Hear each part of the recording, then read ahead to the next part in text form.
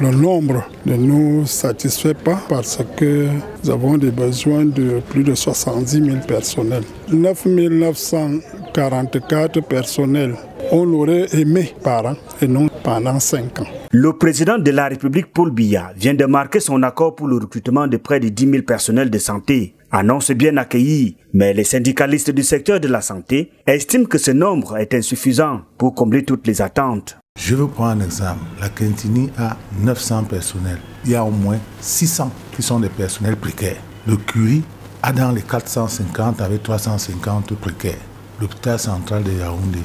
Je ne veux pas citer des nouveaux hôpitaux qu'on vient d'inaugurer qui ont besoin de personnel. Ce sont des hôpitaux publics. On dit déjà merci, mais on en demande mieux. Ils sont nombreux dans les formations sanitaires à capitaux publics qui exercent sans aucun engagement depuis près de 10 ans, voire plus. Leur rêve est de se voir parmi les recrues. L'âge qui ne fait qu'augmenter.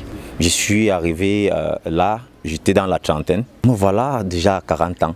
Je ne sais même pas si la promesse du chef de l'État va me localiser. Qu'est-ce qu'on fera? C'est la question que nous on se pose. Si on doit contractualiser sur 5 ans, beaucoup d'entre nous avons eu des problèmes dans nos foyers, des familles qui ont été disloquées. Nous avons toujours eu à garder cet espoir-là. Le manque de professionnels de santé suffisamment motivés dans les formations sanitaires a déjà un certain impact sur la prise en charge des patients. L'impact est la détérioration de la qualité des soins. Au lieu d'avoir 3 ou 4 malades, je me retrouve avec 15 malades. Le premier, le deuxième, voire le troisième et le quatrième soins seront de qualité. Ensuite, je vais me fatiguer. Il peut arriver maintenant même qu'il y ait des erreurs. 2025 est une année électorale. Avec la présidentielle au programme, n'y a-t-il pas crainte que le discours du président de la République ne soit qu'une simple déclaration politique? Bon, nous faisons confiance au président de la République.